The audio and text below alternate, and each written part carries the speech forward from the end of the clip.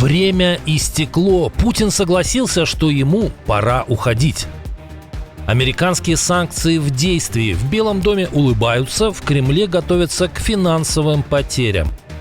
Случайность или спланированная кампания? Российская армия снова ударила по синагоге в Украине. Главный раввин заявляет о страшной тенденции. Людской ресурс захватчиков заканчивается. В бой пошли фейки и женщины. США готовят удар по диктатору. Поможет ли ему российское оружие и бункер? И многое другое. Самые важные и срочные новости, эксклюзивные подробности. Вы смотрите информационный выпуск «Нехта». Оперативно о событиях в Украине, России, Беларуси и мире. Раньше и понятнее других. Все, что нужно знать сегодня. Дональд Трамп ответил Владимиру Путину на заявление о неуязвимости России перед новыми санкциями, когда один из журналистов напомнил, что Кремль считает себя защищенным от последствий ограничений, введенных Соединенными Штатами. Президент Трамп ответил с усмешкой. Я рад, что он себя так чувствует. Это хорошо. Я скажу больше через 6 месяцев. Посмотрим, как они справятся со всем этим. Накануне Путин уверял, что новые санкции США существенно не скажутся на экономике России. Но не важно. Для нас важно другое, что мы чувствуем себя уверенно.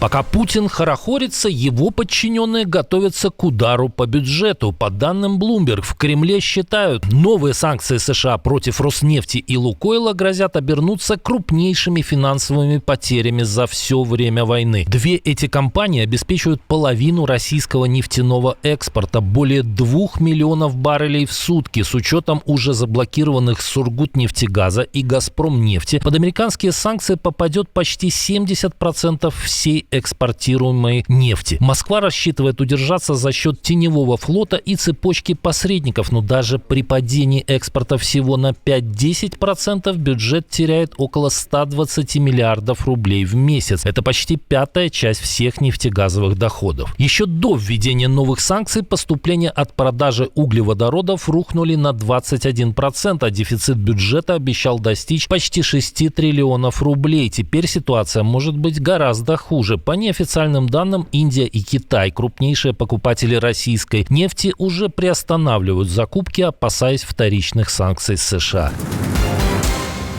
Конечно, можно какую-то часть, разумеется, не все, это невозможно, а какую-то часть российской нефти и нефтепродуктов заместить на мировом рынке. Но, во-первых, это требует времени.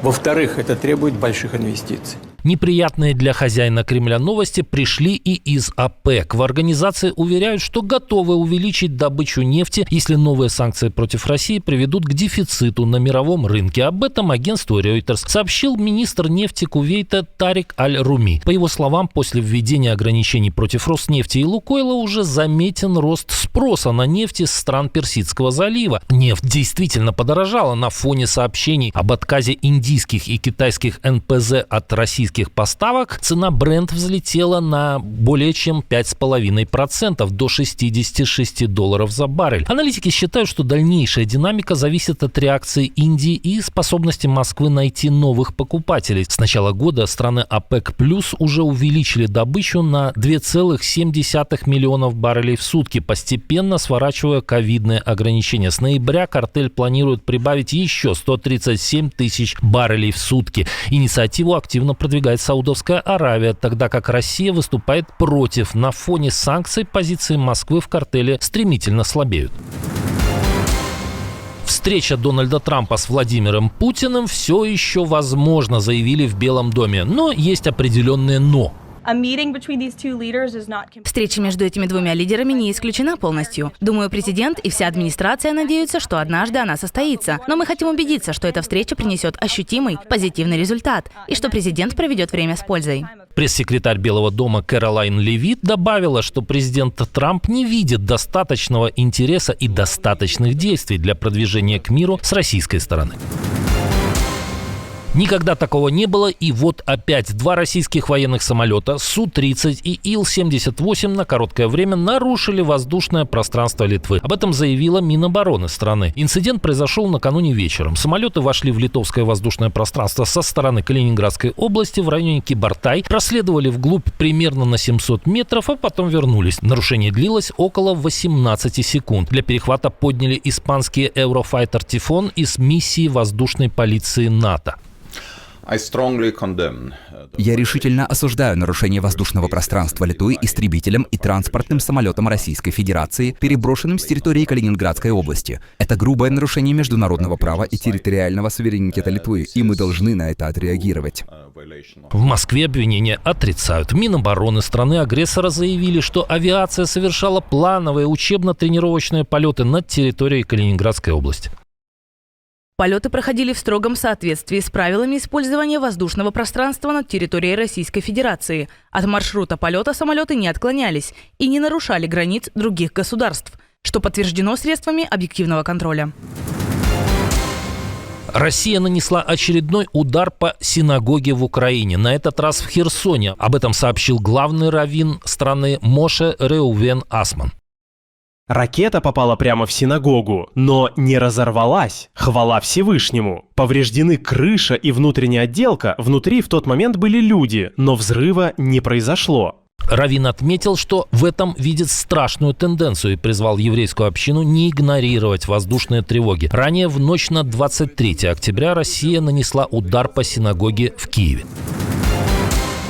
Продолжили захватчики бить и по критической инфраструктуре. В Кировоградской области под удар дронов попал Новоукраинский район. Без света остались жители 19 населенных пунктов. После обстрелов вспыхнули пожары в нескольких локациях. По предварительным данным, жертв нет. После ночных атак агрессоров Укрзалезница сообщила о задержках и изменениях маршрутов поездов в Кировоградской, Харьковской и Сумской областях.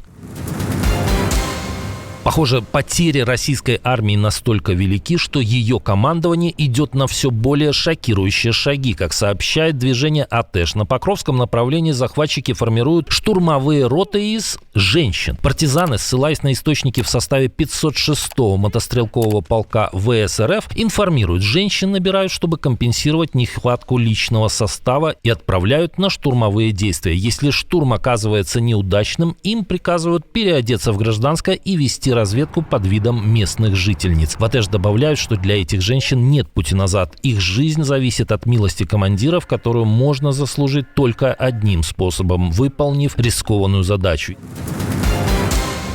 Пушечное мясо у Кремля заканчивается, и в бой теперь идут фейки. Кремль снова выдал желаемое за действительное. Теперь российская пропаганда заявила, что якобы создала плацдарм на правом берегу Херсонской области. Институт изучения войны опроверг эти заявления, назвав их элементом когнитивной войны, направленной на дезориентацию Украины и ее союзников. Поводом стала постановка с участием так называемого губернатора оккупированной части региона Владимира Сальдо. На днях он опубликовал видео, где российский солдат поднимает триколор на карантинном острове под Херсоном, заявив, что войска якобы переправились через Днепр, закрепились и отбили контратаки ВСУ. Другие пропагандисты подхватили эту ложь, распространив фейки о боях в Антоновке и Садовом. Аналитики института подчеркивают, никаких доказательств существования плацдарма нет. Украинские силы обороны Юга заявили, что на правом берегу Днепра спокойно, а позиция ВСУ под контролем от Антоновки до Садового. Российская пехота туда не заходила. Аналитики считают, что Москва пытается создать иллюзию наступления и убедить Запад, будто победа России неизбежна. Цель – деморализовать украинское общество и подтолкнуть международных партнеров Киева к уступкам. По сути, это информационная операция без единого шага вперед, но с максимальным шумом для картинки.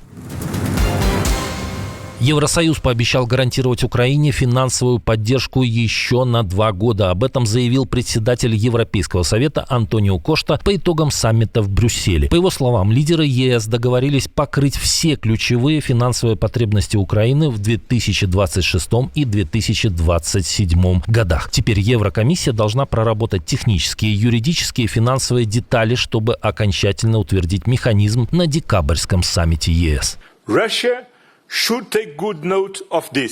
России следует принять это во внимание. Украина будет иметь необходимые финансовые ресурсы для защиты от агрессии в обозримом будущем. Правда, решение об использовании замороженных российских активов в качестве источника финансирования Украины так и не принято. Этот вопрос отложен участниками саммита до декабря. Бельгия, где хранится большая часть из 200 миллиардов евро Центробанка РФ, потребовала жестких гарантий, что не понесет финансовых и юридических последствий в будущем.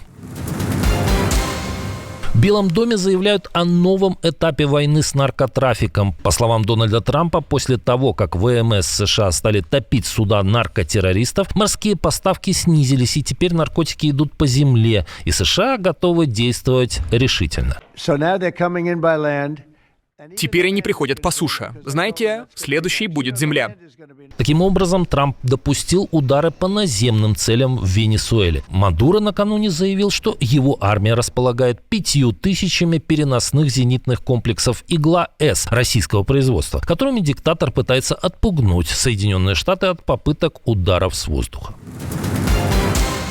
Неоднозначное заявление сделала Валентина Матвиенко во время заседания Совета по демографической и семейной политике. Глава Совета Федерации спросила Путина, не пора ли тому уходить, а тот признал, что его время в самом деле истекло. У вас еще есть время или вы должны уходить? Я должен уходить, но я останусь. Все-таки дослушаю, что вы. Интересно, какое будущее ждет Валентину Матвиенко после таких смелых, хоть и шутливых замечаний? И когда Путина ждет настоящий уход? Как думаете? Пишите в комментариях. Отдельное спасибо за то, что досмотрели до конца. Спасибо за ваше доверие. Жду развернутых комментариев, лайков и репостов. Это важно для того, чтобы нас становилось больше. На этом пока все. Доброго вам вечера, до новых встреч и хороших вам новостей.